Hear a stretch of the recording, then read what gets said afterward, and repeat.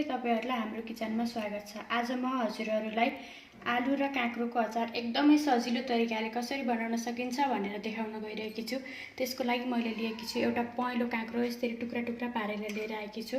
अनि पिसेको तिल, हरियो खुर्सानी टुक्रा टुक्रा बनाएको, कागतीको रस, हरियो धनिया, एउटा रातो प्याज र उसिनेर काटेको आलु। अब यो सबै कुरालाई एउटा ठुलो भाँडोमा मिक्स गर्नुपर्छ। सुरुमा म राख्दै छु काँक्रो,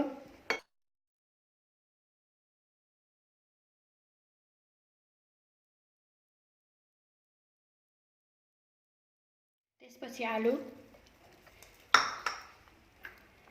प्याज,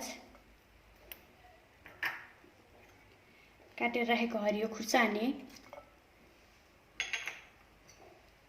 हरियो धनिया, सँगसँगै तिल पनि यसमा राख्दै छु र यसमा म लेमन जुस पनि राख्दै छु।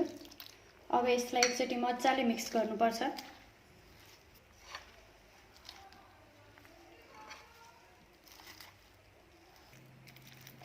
यसलाई एकचोटी मजाले मिक्स गरिसकेपछि यसमा म राख्दै छु अलिकति नुन।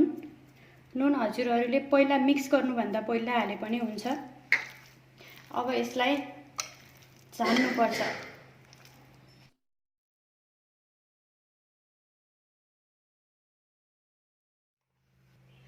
झान्नको लागि मैले एउटा सानो भाँडोमा तेल तताइसकेकी छु। अब म त्यसमा राख्छु मेथी।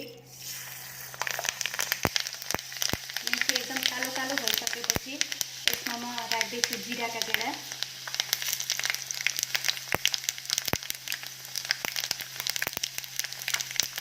अनि अलिकति सुकेको रातो खुर्सानी।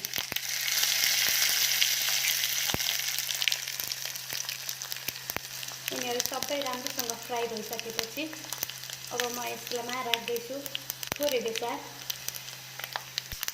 र म यसलाई खनाउँदै छु अचारमा। र अब यसलाई अन्तिममा राम्रोसँग मिक्स गरिसकेपछि हाम्रो अचार रेडी हुन्छ।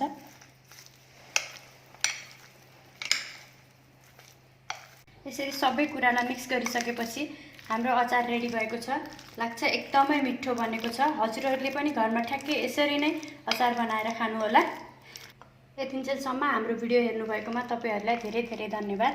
हाम्रो आजको अचार रेसिपी हजुरहरुलाई कस्तो लाग्यो कमेन्ट गर्नु होला। हाम्रो भिडियोलाई लाइक गर्नु होला। साथसाथै हाम्रो च्यानललाई सब्स्क्राइब पनि गर्नु होला। धन्यवाद।